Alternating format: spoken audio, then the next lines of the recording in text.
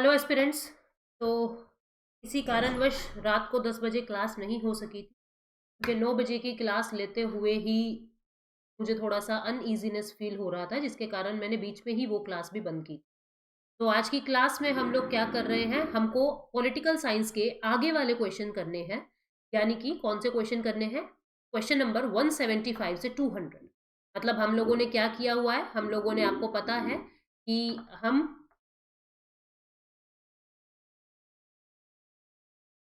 500 MCQ series पे काम कर रहे हैं और आज की क्लास में क्वेश्चन नंबर 175 से क्वेश्चन नंबर 200 की बात। ठीक है, ये 25 क्वेश्चन देखते हैं। इसका सबसे पहला क्वेश्चन आपको क्या दिखाई दे रहा है? ये कहता है कि निम्नलिखित में से ये किसने कहा। आपने नोटबुक आई होप बना ली होगी जिसके अंदर सारी स्टेटमेंट नोट कर रहे हो। ये किसने कहा कि हम अपने मूल्य को इस तरह नहीं छोड़ सकते जिस तरह हम अपने कोट उतार देते हैं। मतलब इंसान कोई भी हो, वो अपनी वैल्यूज को इतनी आसानी से नहीं छोड़ सकता। जैसे हम कपड़े बदल लेते हैं, ऐसे मूल्य नहीं बदले जाते। तो ये स्टेटमेंट किसकी है? ये डेविड ईस्टन की है।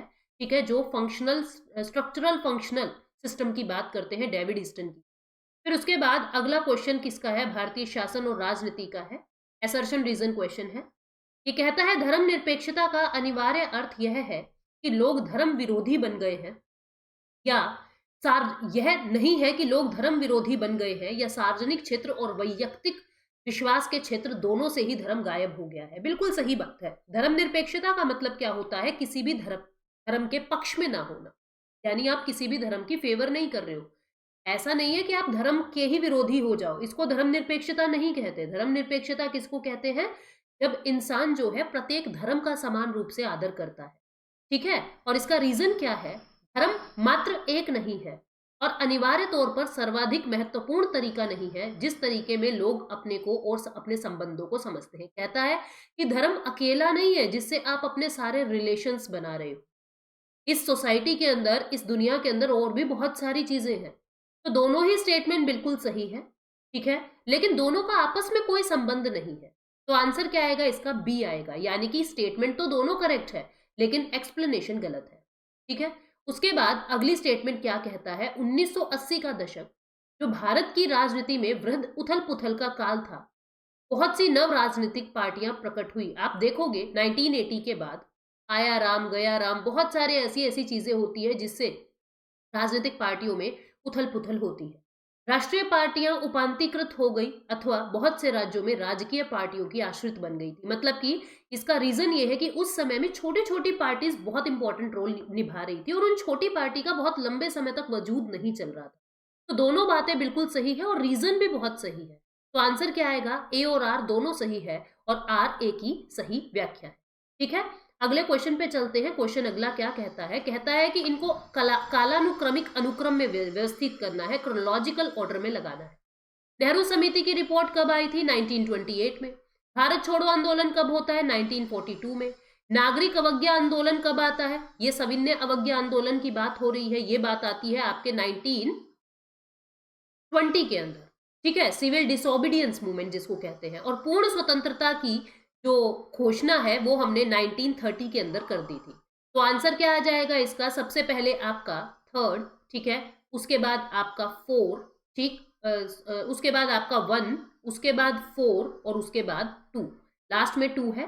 ठीक है, तो लास्ट में टू आपको कहाँ दिखाई दे रहा है? लास्ट में टू आपको ये दिखाई दे रहा है, 1 4 1 4 3।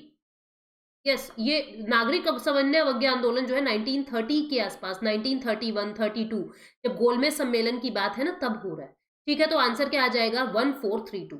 ठीक है, इसको इस तरीके से भी, अब जैसे मुझसे दो आंदोलनों में कंफ्यूजन थी, 1920 असहयोग आंदोलन था 1920 के अंदर, ठीक है, और जो 1932 था वो सविनय अवज्ञा आंदोलन था। अब मान लीजिए आपसे भी कभी कंफ्यूजन हो जाए तो क्या देखोगे? हम क्वेश्चन को किस तरीके से स्मार्ट तरीके से करते हैं। हम देखेंगे कि टू तो सबसे लास्ट में आएगा और टू इसके अंदर एक में ही लास्ट में है, तो आंसर क्या आ जाएगा? सी। ठीक है, अगले क्वेश्चन पे चलते हैं। अगला क्वेश्चन कहता है सर्वोच्च न्यायालय ने निम्नलिखित में से किस वाद में कहा कि संशोधन का अधिकार संसद का है और यह अधिकार असीमित था?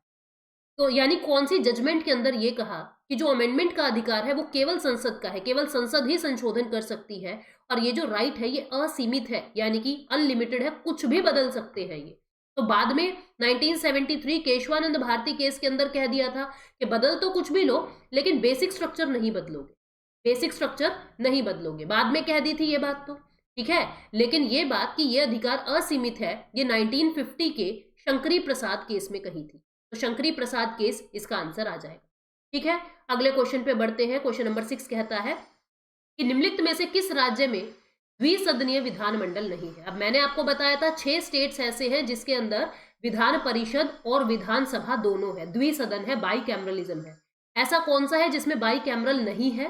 वो केरल है, ठीक है। उत्तर प्रदेश, महाराष्ट्र, बिहार तीनों के अंदर ही 2 सदन है, ठीक है। आंध्र प्रदेश के अंदर, तेलंगाना के अंदर, ठीक, इनके अंदर जो है आप देखोगे द्विसदन है, लेकिन केरल के अंदर एक ही सदन है जैसे हरियाणा में है। अगला सवाल कहता है मैकियावली से संबंधित है। मैकियावली के दर्शन में साध्य और साधनों की उपयोगिता को पुष्ट करता है। तो प्रिंस का मुख्य ध्येय राज्य की एकता और अखंडता लाना है। दोनों ही बातें बिल्कुल सही है। मैकियावली क्या कहता है? कहता है आप मीडियम कोई भी यूज करो, अगर आपका फाइनल पर्पस पूरा हो रहा है तो ठीक है। ये बात बिल्कुल सही है कि ये साध्य साधनों की उपयोगिता पुष्ट करता है। मतलब अगर आपका अल्टीमेट एम आपको मिल जाता है तो रास्ता उपयोगी था, अगर आपको अल्टीमेट एम नहीं मिलता है तो रास्ता उपयोगी नहीं था, ठीक है। तो साध्य यानी कि एंड ही मीन्स यानी आपके साधनों की उपयोगिता की पुष्टि करता है, बिल्कुल सही बात है। द प्रिंस का मकसद ही ये था किस तरीके से कोई भी राजा किसी राज्य में एकता और अखंडता लाएगा। दोनों बातें बिल्कुल सही है, पर दोनों का संपर्क बिल्कुल भी नहीं है आपस में, इसलिए आंसर क्या आ जाएगा? ए और आर दोनों सही है और आर ए की सही व्याख्या नहीं है, ठीक है। आर ए की सही व्याख्या नहीं है, ऑप्शन आ जाएगा बी, क्योंकि आपस में कोई रिलेशन नहीं है। अगले क्वेश्चन पे चलते हैं। अगला क्वेश्चन क्या कहता है स्टूडेंट्स, देखते हैं। क्वेश्चन नंबर 8 जो है वो आपको दिखाई दे रहा है। क्वेश्चन नंबर 8 कहता है कि एकीकृत मानववाद का क्या अर्थ है, ठीक है। एकीकृत मानववाद का क्या अर्थ है? मानव जीवन अलग नहीं है, व्यक्ति, समाज, राष्ट्र के मध्य सामंजस्य, व्यक्ति की आवश्यक एकता, राज्य राष्ट्र से उच्चतर है। ये राज्य राष्ट्र के बारे में कुछ नहीं कहता, ये कहता है व्यक्ति, समाज, राष्ट्र, इन सब के बीच में एक बैलेंस बनता है। कोई ऊंचा कोई नीचा नहीं है, सब में एक बैलेंस बनता है। तो डी गलत है, बाकी तीनों सही है। आंसर क्या आ जाएगा? 1, 2 एंड 3। अगले क्वेश्चन पे चलते हैं। अगला क्वेश्चन क्या कहता है? एक मिनट, अगला क्वेश्चन क्या कह रहा है उसको देखते हैं। अगला क्वेश्चन आपका क्वेश्चन नंबर 9 कहता है कौटिल्य द्वारा दी गई राज्य के मंडल सिद्धांत की कितनी प्रकृतियां हैं। तो बहुत आसान क्वेश्चन है। कितनी प्रकृतियां बताई थी इसने? 72 प्रकृतियां बताई थी, ठीक है। अगला क्वेश्चन है किसने कहा मानव का विचार अभिव्यक्ति की स्वतंत्रता पर प्रतिबंध लगाना वर्तमान एवं भविष्य की नस्लों को लूटने के समान है। मतलब कि आप किसी के राइट टू एक्सप्रेशन को छीन रहे हो तो वो तो सरासर पाप है, मतलब आप उसकी पूरी नस्ल को ही लूट रहे हो। इतना व्यक्तिवादी व्यक्ति कौन था? इतना इंडिविजुअलिस्टिक पर्सन, इतना लिबरल सोच जेएस मिल रखता था। तो आंसर क्या आएगा? जेएस मिल, ठीक है। अगला क्वेश्चन है किसका विचार है कि कला, धर्म, दर्शन केवल रूप में भिन्न है, इनका मकसद एक ही है। चाहे आर्ट है, चाहे रिलीजन है, चाहे फिलॉसफी है, ये सब एक ही है। इनके नाम अलग अलग हैं लेकिन इन सब का उद्देश्य एक है। ये हीगेल की स्टेटमेंट, ठीक है। अगले क्वेश्चन पे चलते हैं। कार्ल मार्क्स मार्क्सवाद के संस्थापक थे। ये कौन से देश के थे, कौन से देश के नागरिक थे? तो सबको पता है जर्मनी के नागरिक थे कार्ल मार्क्स, ठीक है। नारीवादियों का तर्क है कि महिला मूल्य मुख्यतः आधारित है। महिला मूल्य किस पर आधारित है? महिला जो है वो समाज से ज्यादा प्रताड़ित है और ये प्रदत्त सामाजिक भूमिकाओं पर ही आधारित है। तो आंसर क्या आ जाएगा? प्रदत्त सामाजिक भूमिकाओं पर महिलाओं का जीवन आधारित है। जयप्रकाश नारायण की आत्मकथा किसने लिखी? ये आत्मकथा लिखी थी राम वृक्ष बेनीपुरी ने, ठीक है। अगला क्वेश्चन 15 नंबर क्वेश्चन, अंग्रेज सोचते हैं कि वे स्वतंत्र हैं जबकि वे केवल संसद के सदस्यों के चुनाव के समय स्वतंत्र होते हैं। ये स्टेटमेंट किसकी है? ये स्टेटमेंट जे रूसो की है, जो ये कहते हैं कि काहे की स्वतंत्रता है अंग्रेजों के पास, जिस समय बस चुनाव होता है तभी स्वतंत्र है, अदरवाइज वो अपनी मर्जी से कुछ नहीं कर सकते, ठीक। साइलेंट स्प्रिंग पुस्तक किसने लिखी है? साइलेंट स्प्रिंग पुस्तक जो है ये रेशल कार्सन ने लिखी है। किसने? रेशल कार्सन ने। बहुत इंपॉर्टेंट किताब है, आपको इसके बारे में याद रखना है। रेशल कार्सन की बुक है साइलेंट स्प्रिंग। इसके बाद अगला है असर्शन रीजन। गांधी के अनुसार धर्म से अलग राजनीति मृत्यु जाल है। देखो गांधी क्या कहते थे? धर्म के बिना राजनीति कुछ नहीं है और राजनीति के बिना धर्म कुछ नहीं है। अगर आप धर्म से अलग राजनीति यानी कि राजनीति के अंदर धर्म नहीं डालोगे तो वो तो एक सरासर मृत्यु है, मृत्यु जाल है। बिल्कुल सही बात है। राजनीति में धर्म का प्रवेश आवश्यक है क्योंकि धर्म के अभाव से यह सांप्रदायिक रंग ले लेता है। मतलब कि अगर धर्म नहीं होगा तो राजनीति में सांप्रदायिक दंगे शुरू हो जाते हैं। ये बात भी गांधी जी कहते थे और ये दोनों ही स्टेटमेंट एक दूसरे को फुलफिल करती है। आंसर क्या आएगा? दोनों सही है और व्याख्या भी बिल्कुल सही है। ठीक है, अगले क्वेश्चन पे चलते हैं। किसने कहा कि व्यक्ति का जीवन एकाकी, क्षुद्र, घिनौना, पशुवत और अल्प है? किसने व्यक्ति की लाइफ को ऐसा कहा था कि व्यक्ति तो बहुत ही अनसिविलाइज्ड है, पशु जैसा है, ये तो ब्रुटल है? ये हॉब्स की स्टेटमेंट है। तो हॉब्स ने जब सोशल कॉन्ट्रैक्ट दिया तब जीवन को इस तरीके से बताया था। निम्नलिखित में से कौन से समाचार पत्र तिलक से संबंधित नहीं है? कौन से समाचार पत्र तिलक से संबंधित नहीं है? केसरी तिलक का है, मराठा तिलक का है, हरिजन गांधी जी का है, ठीक है, और सुधारक जो है ये गणेश गोपाल अगरकर का है। ठीक है, गणेश गोपाल अगरकर का है। तो ये भी तिलक का नहीं है। तिलक के कौन से हैं? ए और बी, केसरी और मराठा। फिर चलते हैं अगले क्वेश्चन की तरफ। Multicultural citizenship, a liberal theory of minority rights, ये बुक किसने लिखी है? ये बुक जो है वो एक मल्टीकल्चरलिस्ट ने लिखी है, जो है विल किमलिका। विल किमलिका ने ये बुक लिखी है 1995 में। बहुत इंपॉर्टेंट बुक है। गांधी किस में विश्वास करते थे? गांधी कहते थे आपका रास्ता भी ठीक होना चाहिए, आपकी मंजिल भी ठीक होना चाहिए।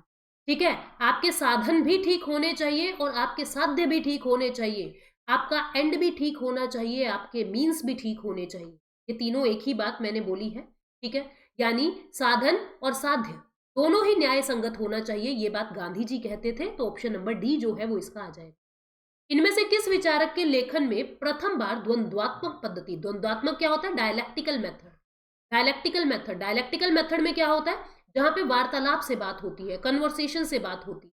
ठीक है, आपस में व्यक्ति एक दूसरे से डिबेट कर रहे हैं। तो डायलैक्टिकल मेथड सबसे पहले प्लेटो ने की, फिर सुकरात ने भी की थी, पर सबसे पहले प्लेटो ने इसका यूज किया। अगले क्वेश्चन पे चलते हैं। पंडिता रमाबाई को किस कारण पंडिता की उपाधि दी?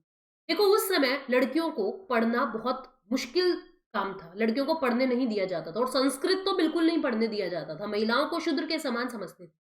पंडिता संस्कृत में विद्वान थी, इसलिए इनको पंडिता की उपाधि दी थी, संस्कृत में विद्वान होने के कारण। अगला क्वेश्चन है, ब्लैक स्किन व्हाइट मास्क किसके द्वारा लिखी गई है? ब्लैक स्किन व्हाइट मास्क, ये क्वेश्चन तुम्हें बताना है कमेंट सेक्शन। ये तुम्हारे लिए छोड़ रही हूँ, बहुत इंपॉर्टेंट बुक है और ये मैंने बताई भी हुई है, आपको कमेंट में आंसर करना है। ठीक है, उसके बाद अगला क्वेश्चन, ये रिट आपको दिखाई दे रही है और इसको मिलान करना है। बंदी प्रत्यक्षीकरण का मतलब है to have the body of, शरीर को प्रस्तुत करो। परमादेश यानी परम आदेश, ठीक है, आदेश देना, ये बी का 1, ए का 3, बी का 1। ठीक है, उत्प्रेषण, उत्प्रेषण क्या होता है? सरश्योररी जिसको कहते हैं। और अधिकार प्रच्छा कहते हैं किस अधिकार से? डी का 4, सी का, डी का 2, सी का 4। ठीक है, तो ए का 3, ए का 3, बी का 1, ए का 3 बी का 1, सी का 4 और डी का 2। 3142, 3142 कहाँ दिख रहा है? ऑप्शन नंबर बी में दिख रहा है। तो ये आपके 25 क्वेश्चन थे। 200 क्वेश्चंस हम लोग कर चुके हैं सक्सेसफुली। और आई एम वेरी सॉरी, रात को मैं क्लास नहीं ले सकी थी। 9 बजे वाली क्लास लेते हुए ही मुझे कुछ बीपी लो जैसा कुछ फील हुआ और अजीब से चक्कर से मैंने फील किए, इस चलते मैंने उसको बीच में बंद कर दिया था और 10 बजे वाली क्लास नहीं। अभी ये वाली क्लास जो रात को लेनी थी वो अभी मैं डाल रही हूँ। ठीक है, thank you so much, take care, bye.